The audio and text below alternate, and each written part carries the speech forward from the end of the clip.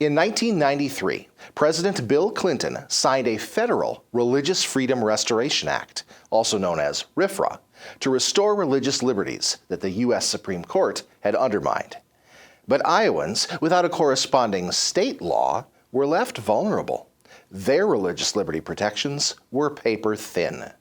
No one knows this better than Iowa business owner Betty Odgaard. My story tells of how our religious liberty in America is threatened. Regardless of the First Amendment, it did not keep us safe. In 2013, 20 years after the federal RFRA was signed, a Des Moines couple filed a complaint with the Iowa Civil Rights Commission against Richard and Betty Odgaard for refusing to host a same-sex marriage at their Grimes, Iowa business known as the Gortz Haus.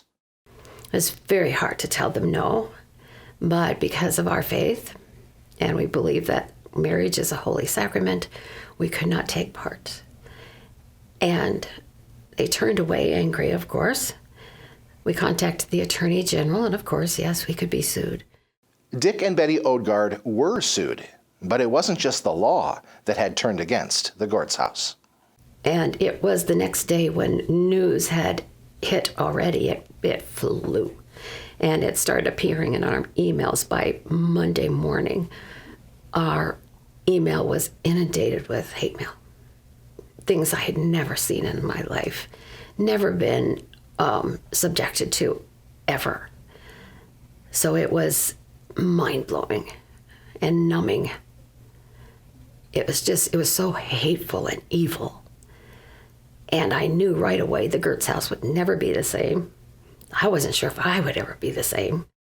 2 years later, the Odgaards settled for paying a fine and agreeing not to hold any weddings, gay or straight, a concession that effectively killed their business. 6 months later, Gortz Haus closed. But the injustice the Odgaards suffered and the erosion of our First Amendment rights did not sit well with many Iowa legislators and lobbyists.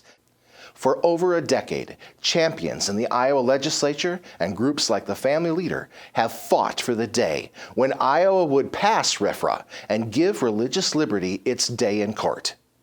That day is today. So to whoever had a hand in passing this bill,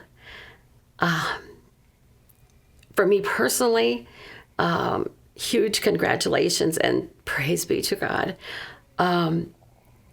But all your work, everything that you have put into this has been a gift and ordained by God. I truly believe that. Today in Iowa, RFRA doesn't guarantee that families like the Odgaards will necessarily win their cases.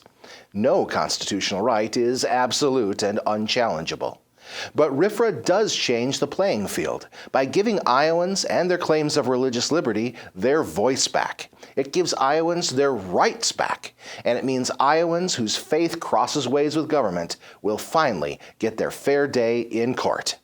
I don't know the legal battle as well, but I do know that we would have had our day in court had this been in place. And so other people who are in danger of running up against this now have a chance.